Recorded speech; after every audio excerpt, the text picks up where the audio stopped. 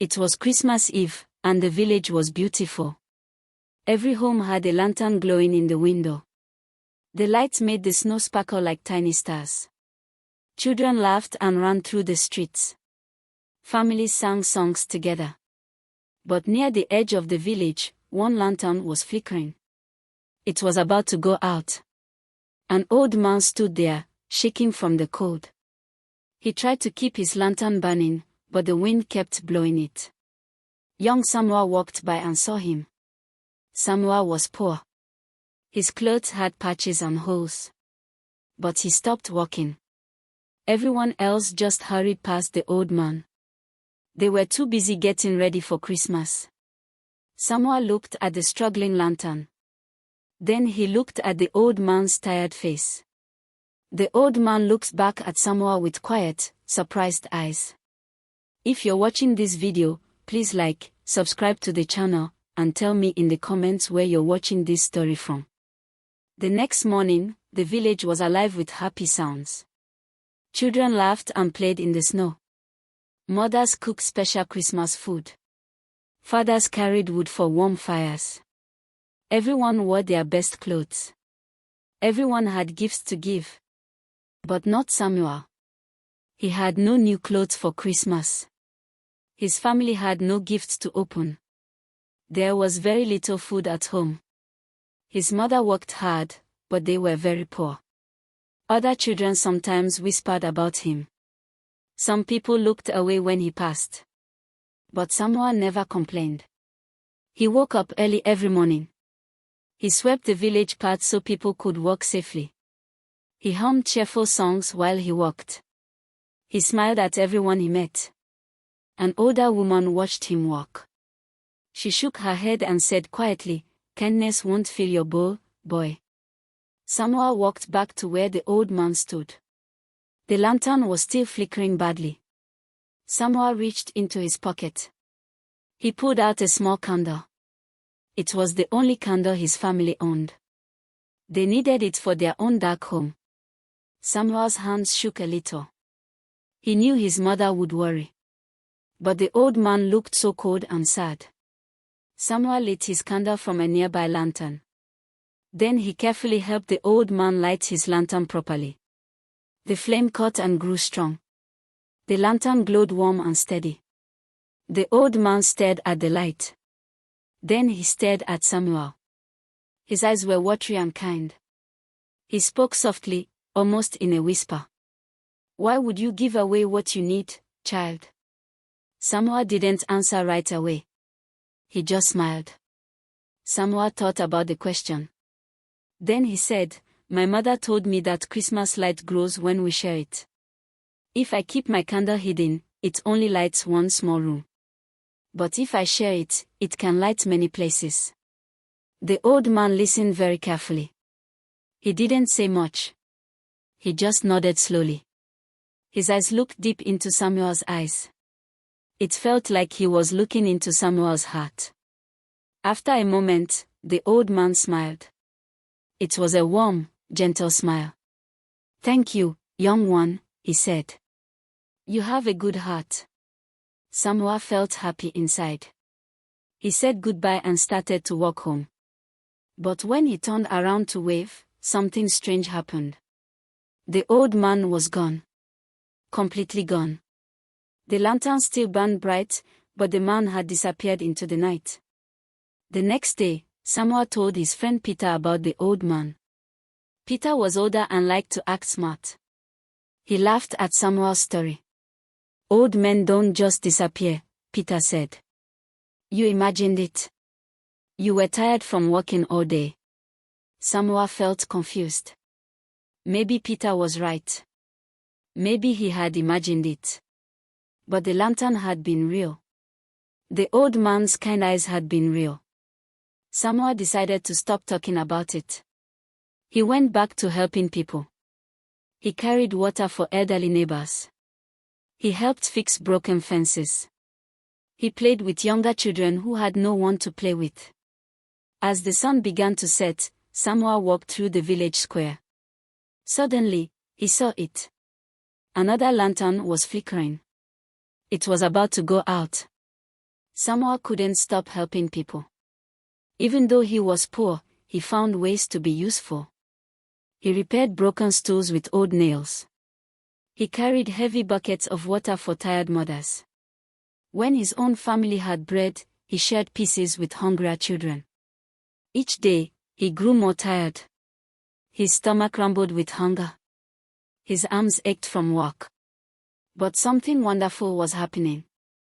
Everywhere Samoa helped, people seemed happier. Their laughter grew louder. Their smiles grew bigger. Even grumpy neighbors started saying hello. One evening, something strange began. People noticed that lanterns near Samoa always shone brighter. When he walked past a dim lantern, it seemed to glow stronger. "Did you see that?" one woman whispered. "The lights change around him." Samoa didn't notice. He just kept walking and humming his cheerful songs. 3 days later, Samoa went to the market. There were stalls selling apples and warm bread. Samoa had no money, so he just looked. Then he saw the old man. He was sitting quietly on a bench. Samoa's heart jumped. The man was real. Samoa walked over slowly. "Hello, sir," he said. "I thought you had disappeared." The old man smiled. "Sit with me, child. You look tired." Samoa sat down. The old man pulled out a cloth bundle. Inside was warm, fresh bread. Much more than one person could eat. "For you," the old man said. Samoa's stomach growled. He took the bread gratefully and ate. It was the best bread he'd ever tasted. But then Samoa noticed something odd. The old man never ate anything. He just watched Samoa with gentle eyes. They sat together quietly for a while. Then the old man spoke. "Tell me about Christmas, Samoa. What does it mean to you?" Samoa thought carefully. "It means sharing what you have, even if it's small. It means making others smile." The old man nodded. "Do you ever wish for more? More food, more clothes, more money?" Samoa looked down at his worn shoes. "Sometimes," he admitted. "I wish I could help my mother. She works so hard. I wish I could buy her a warm coat. I dream of the day when my family doesn't go to bed hungry." The old man's eyes became sad and thoughtful. He looked at Samoa for a long time. Then he nodded as if remembering something very important. "Dreams like that matter," he said quietly. That evening, a woman in the village made a pot of stew. She planned to feed her family of 4. But then neighbors started arriving. "May I have a little?" they asked. "I'm so hungry." The woman worried. She didn't have enough. But she kept serving. Strangely, the pot never seemed to empty. 8 people ate. Then 10.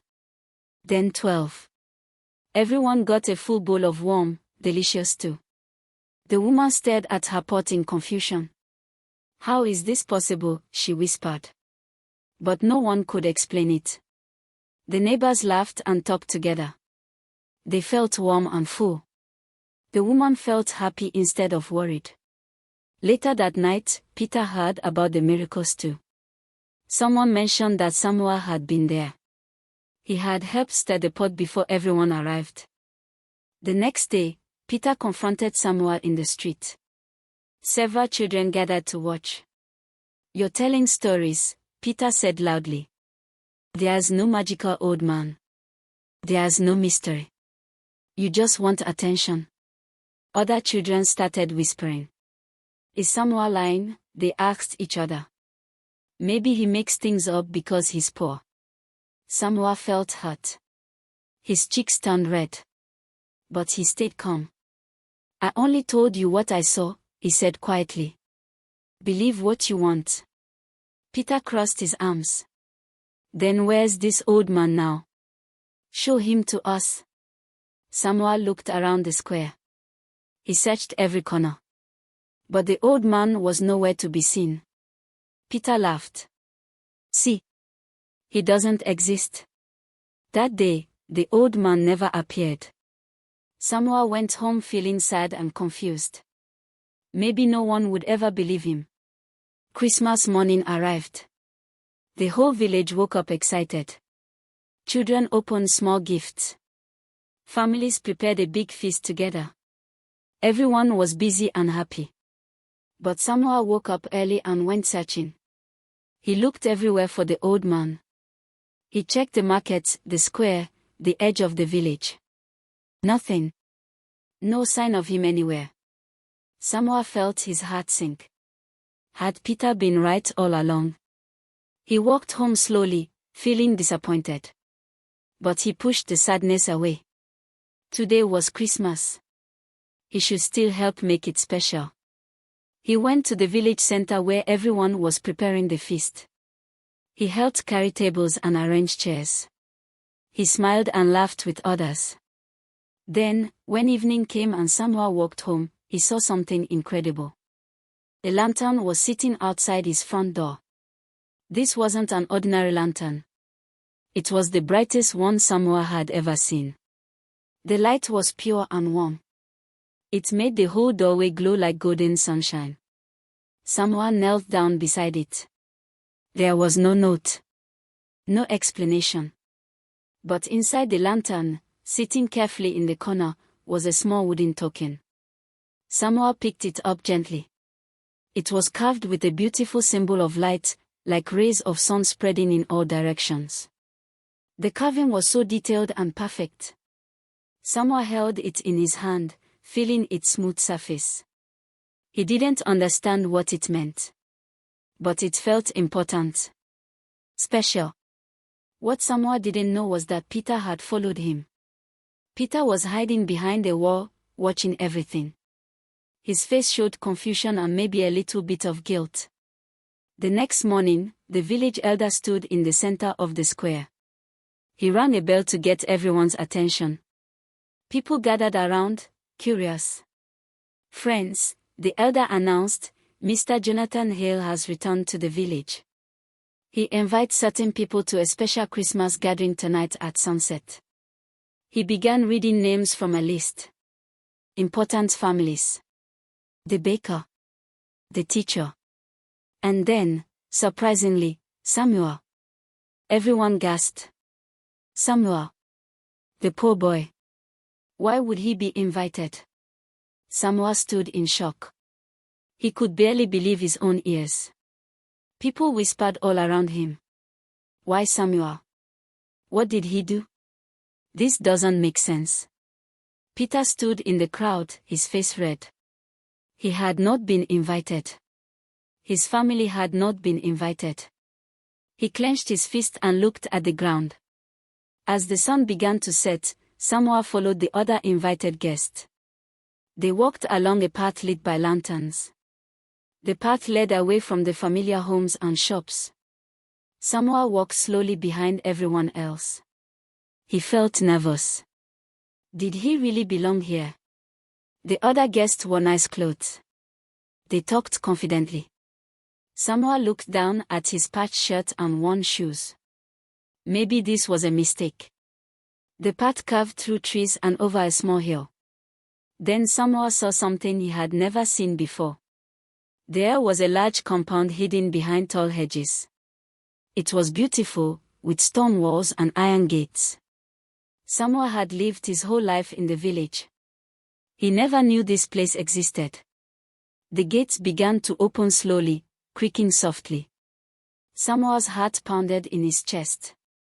Inside the gates was a courtyard more beautiful than anything Samoa had imagined. Lanterns hung from trees. Tables were set with white cloths. Everything was clean and dignified and quiet. Samoa felt very small. All the other guests walked in confidently. They seemed to expect this. But Samoa stood frozen near the entrance. His hands shook. A kind servant in clean clothes walked up to him. "Welcome, young sir," the servant said with a respectful bow. "Please, come in. You are an honored guest." Samoa couldn't believe it. Him. Honored. He walked slowly into the courtyard. Everything was so perfect. So beautiful. Then he heard footsteps. Someone was walking toward him from the main house. Samuel turned to look. His breath caught in his throat. His eyes went wide with shock. The old man was walking toward him. But he didn't look old and tired anymore. He stood tall and straight. His clothes were fine and clean. His hair was neatly combed. His face was the same, but he looked strong and dignified. Samuel barely recognized him. "Samuel," the man said, calling him by name. His voice was warm. Samuel's mouth opened, but no words came out. The man smiled gently. "You look surprised, child." Samuel nodded, still speechless. The old man walked closer. "I have been in this village for many days," he said. "I walked among you quietly. I watched." He paused and looked directly into Samuel's eyes. "I was watching more than just lanterns, Samuel. I was watching hearts." Samuel felt tears starting to form. He didn't understand what was happening. The man gestured for Samuel to sit at a special table. Then he began to speak. "My name is Mr. Jonathan Hale," he said. "I was born in this village many years ago. I was once as poor as you. But life blessed me with fortune. I became wealthy." Samuel listened carefully. "Every Christmas, I return," Mr. Hale continued. "I disguise myself as a poor man. I walk through the village quietly. I watch how people treat those who have nothing. I watch who shows kindness without expecting rewards." Samuel's eyes grew wide. Every act of kindness flashed through his mind. The candle. The water. The bread shared. Everything had mattered. "You passed every test, Samuel," Mr. Hale said softly. "Not because you tried to. But because kindness lives in your heart." Then he said words that made Samuel tremble. "Your reward is not small." Servants brought forward a wooden chest. Mr. Hale opened it slowly. Inside were documents, bags of coins, and deeds to property. Samuel stared in shock. "This is for you and your family," Mr. Hale said. "Enough to buy a home. Enough to start a trade. Enough so your mother never has to work her fingers to the bone again." Samuel couldn't breathe. He had never seen so much wealth. Tears rolled down his cheeks. I don't know what to say," Samuel whispered. Mr. Hale placed a hand on Samuel's shoulder. "You don't need to say anything, child. You already showed me your heart." Then Mr. Hale's expression became serious. He looked Samuel directly in the eyes. "But remember this, Samuel. How you use these riches matters most. Money can build or destroy. Choose wisely." Mr. Hale left Samuel alone in a quiet room. "Think tonight," he had said. "Tomorrow, tell me your decision." Samuel sat on a soft chair. His mind raced. He thought about his mother's tired hands. He thought about the cold nights with no warm fire.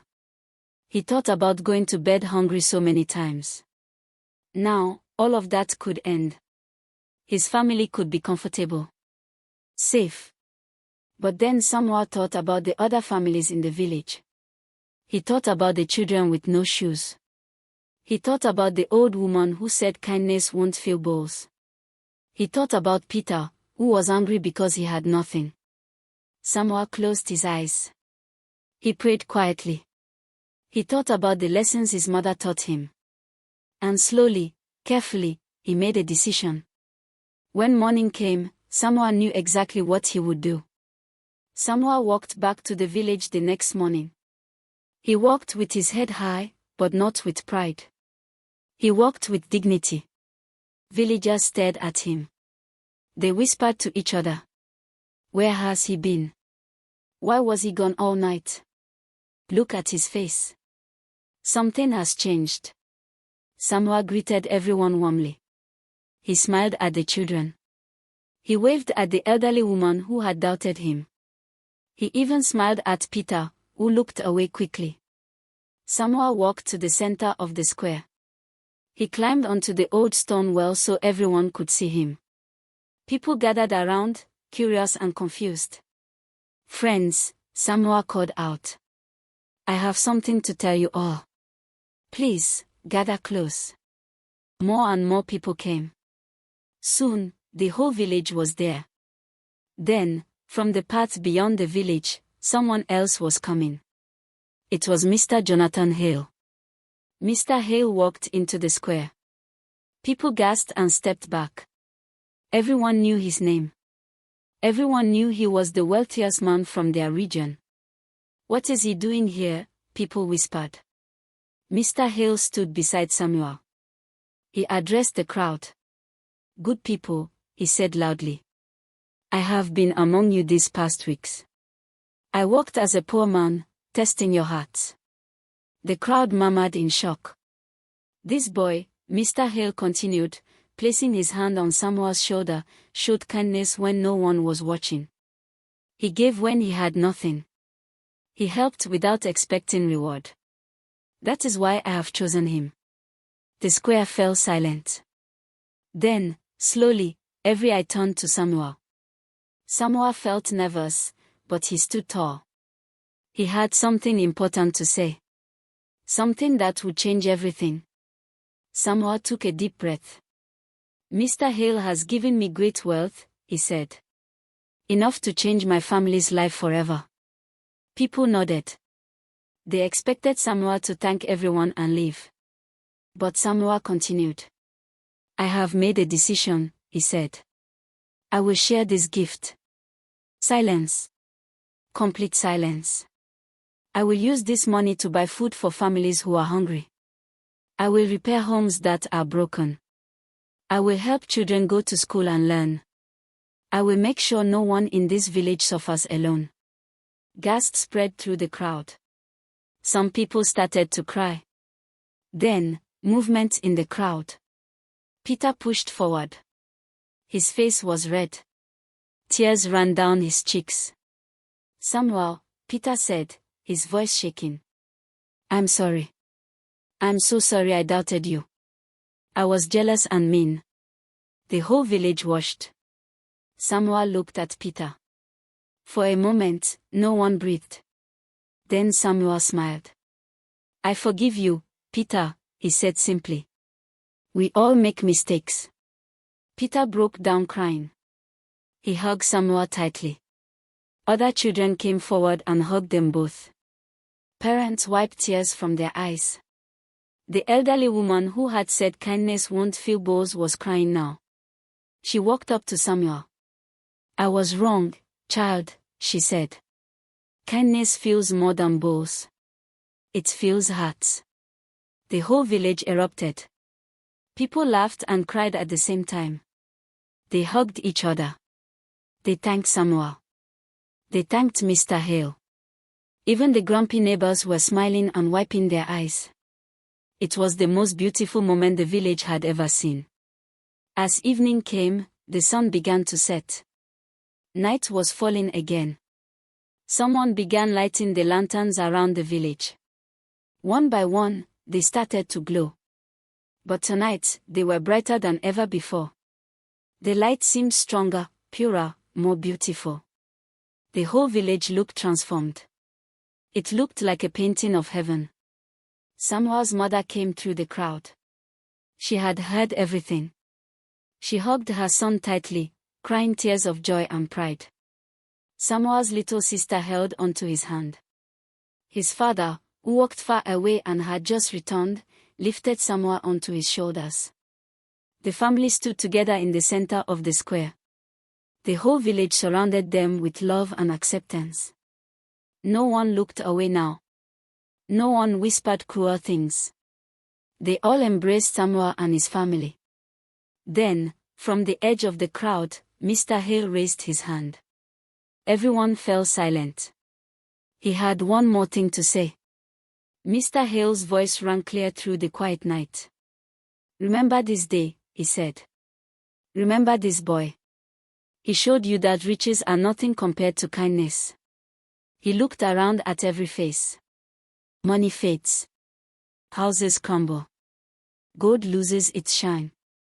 But kindness multiplies. It grows. It spreads. It never dies. Tears rolled down many cheeks. Samuel gave when he had nothing, Mr. Hale continued. Now he has everything, and still he gives. That is the true spirit of Christmas. The village was silent, but full of peace. That night, every family went home with full hearts. The lanterns glowed in every window. Children slept peacefully. Samuel lay in his bed, looking at the wooden token from the lantern. The symbol of light. He smiled and whispered, "Thank you." Outside, snow began to fall softly. The village slept in peace and light. What would you do if kindness was your greatest wealth? Thanks for watching. If you enjoyed this story, don't forget to like, subscribe, and drop a comment below. Turn on the notification bell so you don't miss the next heartfelt story coming your way.